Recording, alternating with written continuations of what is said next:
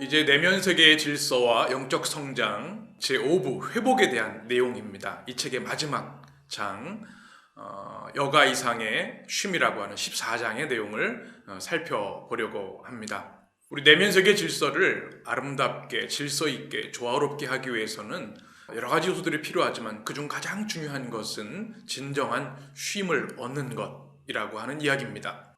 이 장을 시작하면서 저자는 윌리엄 윌버포스라고 하는 19세기의 영국 정치가 이야기를 들려줍니다. 윌버포스가 역사상 굉장히 중요한 과업을 이루었는데요. 그것은 바로 노예 폐지 법안을 완성시킨 것입니다. 지금도 여러 가지 혼란과 갈등이 있는데요. 19세기에 그 일을 했다고 하는 것은 참으로 대단한 일이죠. 이 일을 위해서는 많은 노력들이 필요했습니다. 수많은 자료들을 읽어야 했고 또 정치인들을 설득해야 했습니다. 또 반대하는 적들을 자기 편으로 만들어야 하는 많은 할 일들이 있었습니다. 그럼에도 불구하고 윌버포스는 이것들을 잘 해내는데요. 역사가들은 이 사람이 어떻게 이 엄청난 일을 잘 해낼 수 있었는가라고 하는 질문을 던졌습니다. 윌버포스의 전기를 기록한 가이트 리는 그의 삶에 놀라운 힘과 용기의 원천을 이렇게 기록합니다. 제가 인용해서 읽어드립니다. 윌버포스는 일요일이 되자 치유를 얻었다. 왜냐하면 그는 매주 일요일에는 쉬면서 내면 세계 질서를 되찾았기 때문이다. 윌버포스는 신실한 크리스찬 정치가였습니다. 그래서 아무리 과중한 일이 있다 할지라도 주일만큼은 모든 것을 멈추고 쉬면서 내면의 질서를 회복했다는 것입니다. 윌버포스는 그의 일기에서 이렇게 기록하고 있습니다. 오늘처럼 쉬면서 신앙에 전념할 수 있는 날을 주신 하나님을 찬양하나이다. 이날에 이 땅의 것들은 그 본래의 크기를 드러내고 내 야심은 수그러들었나이다. 참으로 귀한 고백이 아닐 수 없습니다. 우리가 살아가는 이 시대에도 해야 할 일들이 참 많죠. 그래서 많은 사람들이 일 중독에 걸리는 경우들이 있습니다. 우리에게는 쉼이 필요합니다. 쉼을 통해서만 우리에게 주어진 일들을 잘 감당할 수 있기 때문입니다. 그래서 저자는 두 가지 상반된 이야기를 해줍니다. 많은 사람들이 일 중독에 걸리는 사회이면서 또한 여가 지향적인 사회가 되었다는 것입니다.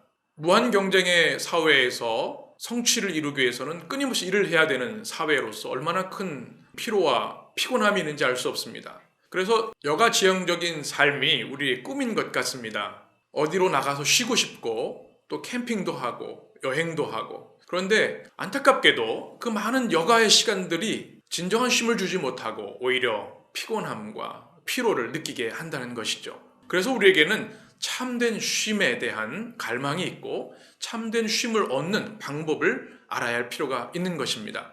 여가를 넘어선 진정한 쉼, 안식이 필요하다는 겁니다. 그러면 성경은 과연 우리에게 어떤 쉼의 가치 주고 있는 것일까요? 우리 내면에 진정한 쉼을 줄 수 있는 참된 쉼의 원리 세 가지를 성경을 통해서 우리는 발견할 수 있습니다. 첫 번째는 회로 닫기입니다. 첨단 시스템 개발자들이 쓰는 용어 중에 회로 닫기, 그런 표현이 있습니다. 어떤 일정의 성과를 이루게 되면 회로를 닫아서 쉬게 한다는 것입니다. 하나님이 이 세상을 창조하실 때 엿새 동안 창조하시고 일곱째 날 쉬셨죠. 이것이 회로 닫기, 멈춤입니다. 이것은 하나님이 쉼이 필요하기 때문이 아니라 창조의 질서를 이 땅에 부여하시기 위함이었습니다. 우리가 일하고 나서 그 일을 뒤돌아보면서 그것이 어떤 의미였는지를 생각하고 반성하고 쉼을 통해서 새 힘을 얻는 것, 그것이 창조의 리듬이고 질서라는 것입니다.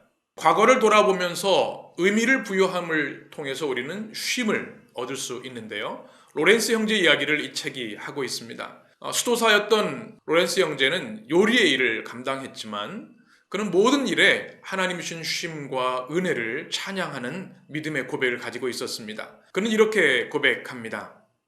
나는 하나님을 사랑하기 때문에 프라이팬에 조그만 오믈렛을 뒤집는다.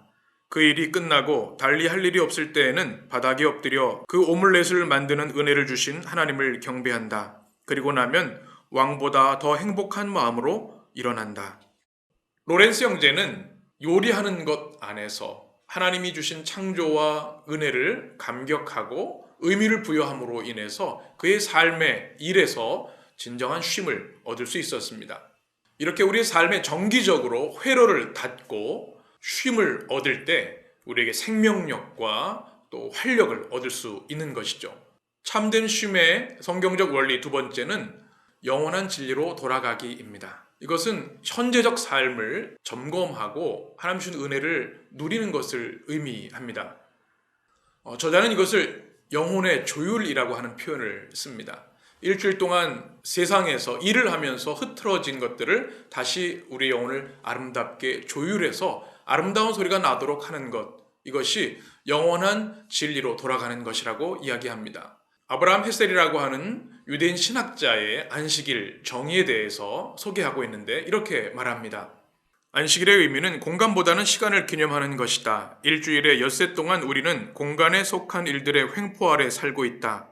그러나 안식일에는 시간 속에서 거룩함의 주파수를 맞추려고 애쓴다. 그날은 시간 속에서 영원한 것을 서로 나누고 창조의 결과로부터 창조의 신비로, 창조된 세계로부터 세계의 창조로 시선을 돌리도록 부름받은 날이다. 하나님 안에서의 안식을 통해서, 쉼을 통해서 영혼이 조율될 뿐만 아니라 하나님의 위대한 은혜, 사랑에 동참하는 날이라는 것입니다. 그래서 영원한 진리, 하나님의 나라와 하나님의 구원의 진리, 우리 삶의 모든 영역에서 다시 한번 조율하고 그것을 돌아갈 때 우리 영혼의 진정한 안식을 누릴 수 있게 되는 것입니다. 진정한 쉼의 성경적 원리 세 번째는 우리의 사명을 규정하기입니다. 우리가 무엇을 위해 살아가는가, 무엇을 위해 살아야 하는가를 분명히 해야 한다는 것입니다. 유명한 조지 패튼 장군의 이야기를 들려주는데요. 그는 늘 병사들에게 이런 질문을 했다고 합니다. 제군의 임무는 무엇인가? 라고 하는 질문입니다. 무엇을 위해 그가 존재하고 있는지를 묻는 것이죠. 우리 인생에도 마찬가지입니다. 안식을 통해서 나의 하나님 주신 임무, 본래의 임무가 무엇인지를 점검하는 것이 진정한 쉼을 누리는 방법이라는 것입니다. 예수님께서 많은 사역 가운데 계셨지만 때로 시간을 떼어놓으시고 한적한 곳으로 가셔서 시간을 가지셨습니다. 그 시간을 통해서 십자가의 길, 구원의 미션을 완성하신 것이죠. 이만큼 우리는 미래를 바라보면서 우리의 미션이 무엇인가를 분명히 하는 것이 진정한 안식에 있어서 중요하다는 말씀입니다. 그래서 저자는 쉬기로 결심하는 삶이 이 현대인들에게 필요하다는 겁니다. 내면의 질서를 잘 유지하기 위해서는 쉬라고 하는 하나님의 명령에 순종해서 쉬기로 결심하는 것이 중요하다는 이야기를 합니다. 그러면서 이스라엘 관광 책자에 나와 있는 한 랍비의 이야기를 소개해 줍니다. 안식일을 하나님을 아는 지식과 성화를 상징하는 영원한 기념비로 삼되 당신의 분주한 공적 생활의 중심에 그리고 평화로운 쉼을 누리는 가정에 그것을 세우라.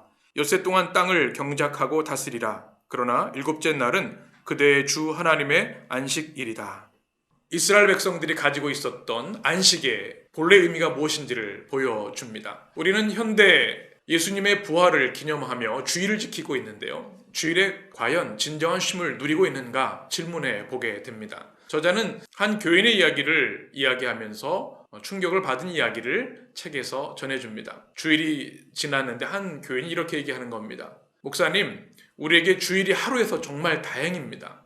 만약 일주일에 주일이 이틀이었으면 너무 힘들어서 살 수 없었을 것 같습니다. 참 아이러니한 이야기죠. 주일이 참된 안식이 되어야 되는데 주일에 많은 일들 때문에 오히려 쉬지 못하고 피곤한 날이 되었다는 것이죠. 안식의 참된 의미를 잃어버린 이 시대의 우리들의 모습이 아닌지 반성해 보아야 할 것입니다. 그러면서 진정한 안식, 진정한 쉼의 의미, 이 책의 원서에 나와 있는 사바스 안식, 레스팅의 두 가지 의미를 이야기합니다. 첫 번째는 믿음의 공동체 안에서 함께 예배하는 것입니다. 올바른 예배는 하나님 안에서 진정한 쉼과 안식을 누리게 되고요. 지나온 삶을 돌아보고 우리 삶을 점검하고 앞으로 어떻게 살아야 되는지 예배를 통해 하나님의 음성을 듣는 축복의 시간이 되는 것이죠. 두 번째는 안식, 쉼, 고요함을 의식적으로 환영하는 자세가 필요하다는 이야기입니다. 그래야만 진정한 쉼을 누릴 수 있다는 것이죠. 주일이 우리에게 주신 축복의 날인데요. 그 날을 우리가 귀하게 여기고 시간을 따로 떼어놓고 거룩하고 아름답게 지켜야 되는 거죠. 의식적인 노력이 필요하다는 겁니다. 그렇습니다. 우리의 삶에 진정한 쉼과 안식이 있는지 스스로 정직하고 깊이 질문해 보아야 하겠습니다. 하나님이 우리에게 주신 선물, 주일이 있습니다. 하나님의 명령입니다. 안식일을 기억하고 거룩하게 지키라 하신 말씀. 그날은 모든 것을 멈추고 회로를 닫고 하나님 주신 은혜를 우리가 경험하고 감격하며 예배하는 날로 참된 쉼과 안식을 통해서 영적으로 재충전하고 미래를 설계하는 축복과 아름다운 날이 되어야 하는 것이죠.